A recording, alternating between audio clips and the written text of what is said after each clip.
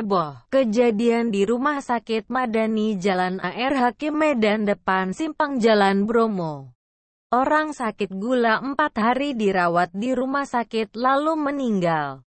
Mau dibuat secara pasien corona. Almarhum mau dibawa ke Simalingkar di kuburan COVID corona. Pihak keluarga marah dan tidak mau. Masalah apa, Bang? Iya, orang gula ya, dia corona. Oh.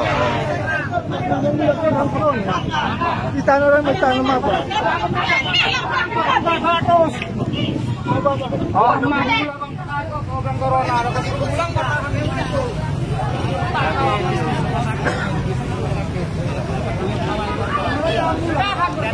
Ada masalah kena penyakit gula 4 hari dibilang meninggal dibilang COVID.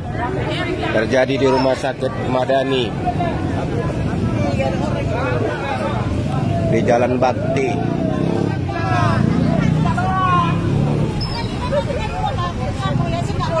Meninggal, katanya COVID, mau dibawa malah ke Simalingkar.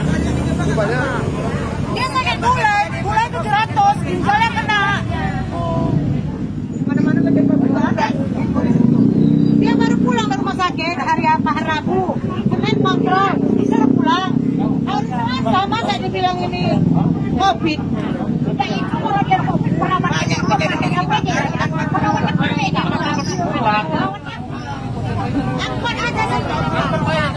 Jadi ditahan tadi, Bu? udah dimandikan ini, udah sholat